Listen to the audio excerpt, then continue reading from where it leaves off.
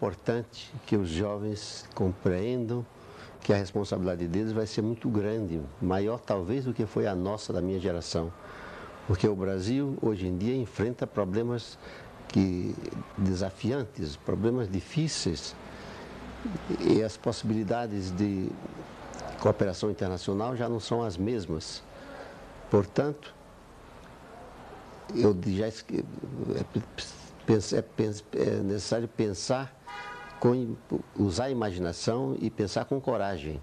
O desafio que vocês estão enfrentando nesse congresso é o de pensar um novo modelo para o Brasil.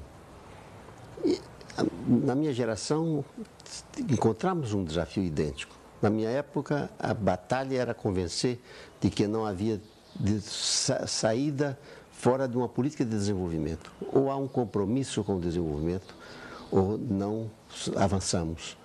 E mais ainda, não havia desenvolvimento naquela época que não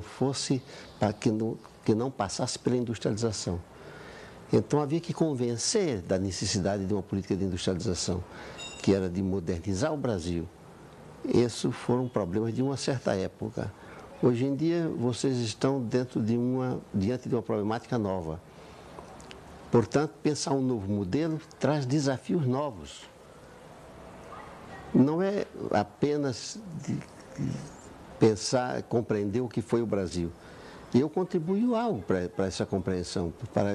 Eu dediquei a minha vida a explicar o que era o Brasil, seus problemas, etc, etc.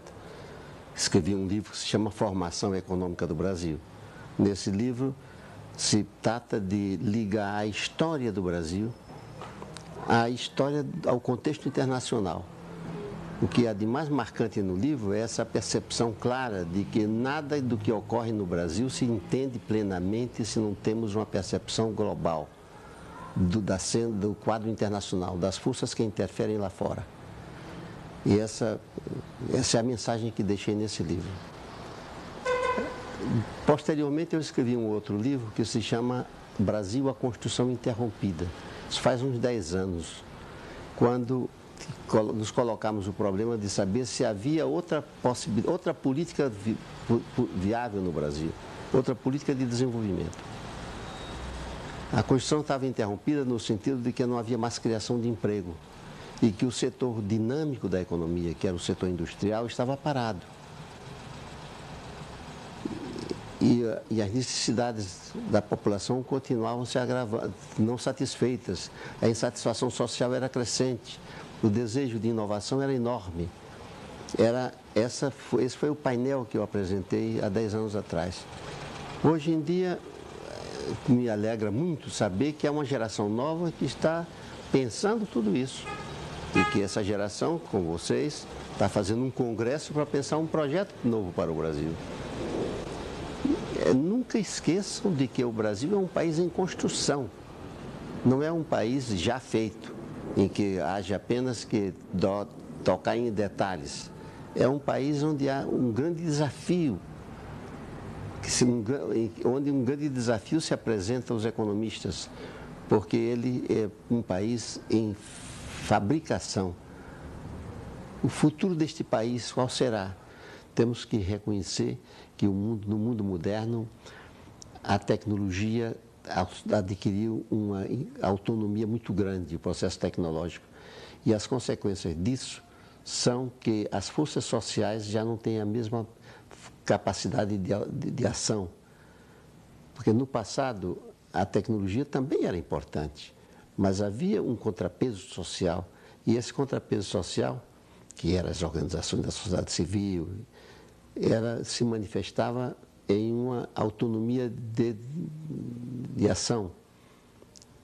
Você veja os países da Europa, todos têm uma política de bem-estar muito avançada e hoje em dia já não podem ter essa política de bem-estar, porque não podem financiá-la. Nós aqui no Brasil tivemos uma política de financiamento de infraestrutura muito avançada, com o BNDE e outras instituições de crédito oficiais.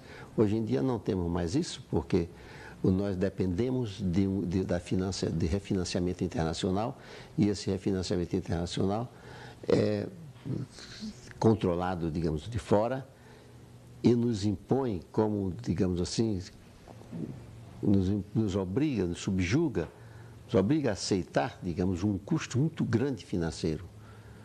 Porque uma grande parte do que se produz hoje no Brasil é para pagar juros. Não esquecer isso. E esses juros são deitados lá fora. E se o Brasil não adota uma taxa de juros elevada, os capitais não vêm ao Brasil, saem daqui. E os próprios capitais brasileiros escapam e vão investir fora. E já não se tem mais controle sobre isso. Portanto, nós economistas temos que ter percepção de tudo isso.